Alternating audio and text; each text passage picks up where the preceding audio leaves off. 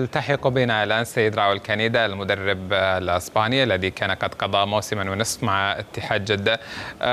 راؤول، أهلا بك معنا، شكرا لحضورك. أنا سعيد برؤيتك مرة أخرى. أتمنى أن تكون قريبا في السعودية، هل سيكون قريبا؟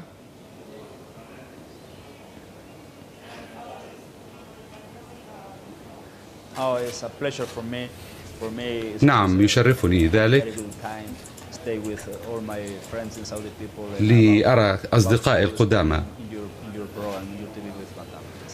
ولا سيما بعد مضي فترة من الزمن في أوروبا وفي أماكن أخرى من العالم. فقط لرؤية أصدقائك، ليس هناك عقد عمل؟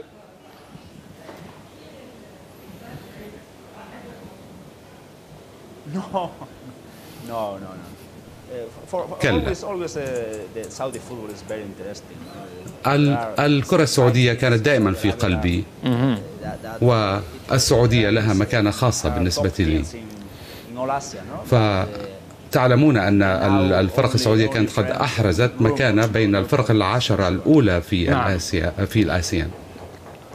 نعم كابتن، يعني تعلم أنه وكيل أعمالك صديق مشترك بيننا، وتعلم أنه تلقى عرض من نادي الشباب لعودتك لقيادته، هل بلغت بهذا العرض؟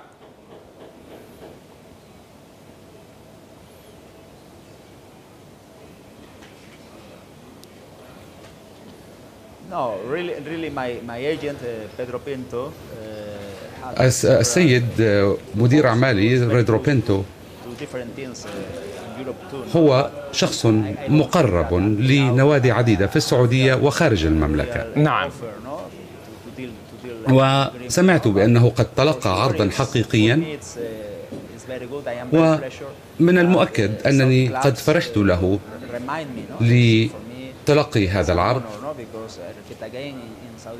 لأن الأمر مرة ثانية هناك أندية أخرى مثل الهلال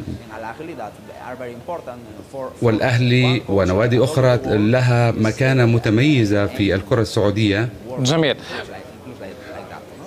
فقد يكون محظوظا بأنه حصل على هذا العرض. نعم، لا أتكلم عنك أنت راؤول، يعني هل تلقى عرضا يخصك لقيادة نادي الشباب؟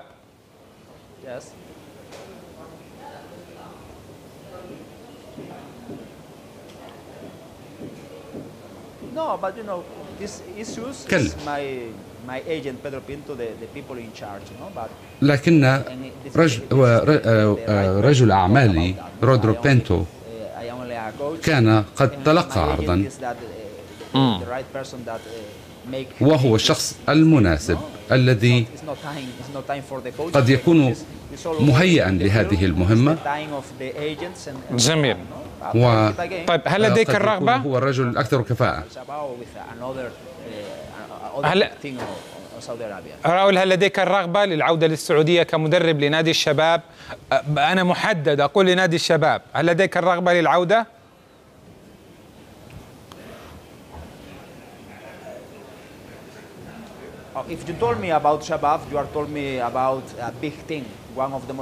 لو أخبرتني عن فريق الشباب فأنت تتحدث عن موضوع كبير، فهو من أهم الفرق في كافة القارة الآسيوية.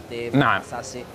وهناك لاعبون مثل أحمد العتيبي وآخرون، نعم، ممن لهم مكانة خاصة في هذا الفريق.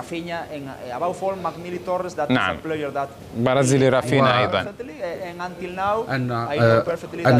أن وكيل أعمالي كان قد تلقى عرضا في السابق للعمل مع هذا النادي، وسوف يعطي خبراته بكل تأكيد. لكن الشباب هو فريق كبير، وأنا واثق من أنه سوف يبلي بلاء حسنا، وأن الإدارة الجيدة لهذا الفريق تعني بكل تأكيد نجاحه وبلوغه مستويات في الكرة السعودية والقارة الآسيوية برمتها. جميل. جميل. لأننا نتحدث عن نادي كبير ولاعبون كبار، وصحيح أنه كان قد حقق المرتبة الرابعة، لكن لا يستهان بما لديه من قدرات. جميل. فمثلا في مباريات التي جرت مع الريان كان هناك مفاجآت قد حدثت. جميل. جميل. أسألك يعني كابتن، قد نراك في السعودية بعد أسبوعين للعمل؟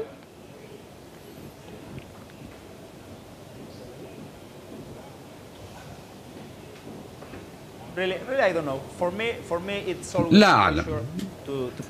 بالنسبة لي إنه لفخر دائما أن أكون هناك، وكنت سعيدا للعمل مع كافة الأشخاص الذين التقيتهم في السعودية، والكرة السعودية هي مقربة من قلبي. جميل جميل. طيب كابتن، هل تتابع الآن الكرة السعودية الموسم هذا؟ هل تابعتها من البداية؟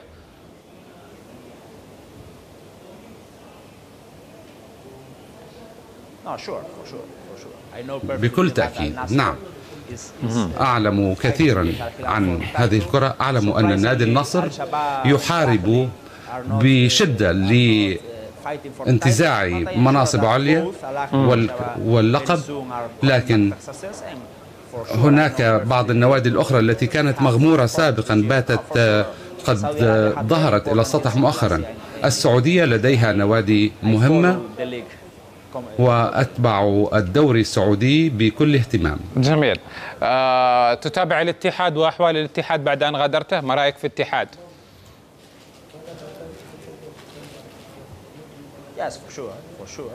نعم بكل تأكيد. أعلم تماما ما الذي حدث في الاتحاد بكل تأكيد. جميل. طيب راؤول، كنت قد سألتك ما الذي يحدث في الاتحاد أيام كنت أنت المدرب، فقلت لي أن هناك سرطان داخل النادي يجب أن يغادر. هل غادر السرطان الآن؟ هل ترى بأنه غادر؟ تم استئصاله؟ تذكر هذه العبارة؟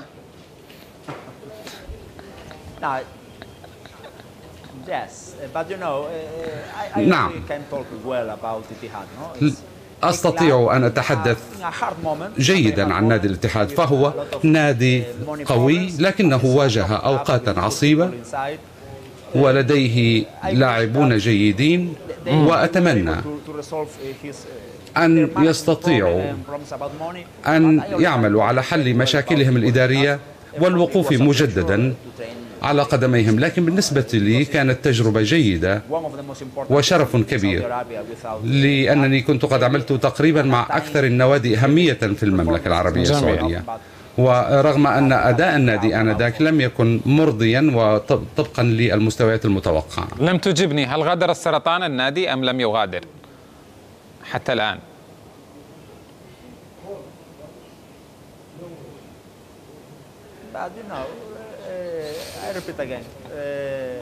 أكرر مجددا، الآن وفي الفترة الحالية يمكن الحديث عن أن نادي الاتحاد بات أفضل حالا. فعندما تكون أنت في موقع المدرب فهمك الأول هو أن تحسن من أداء اللاعبين.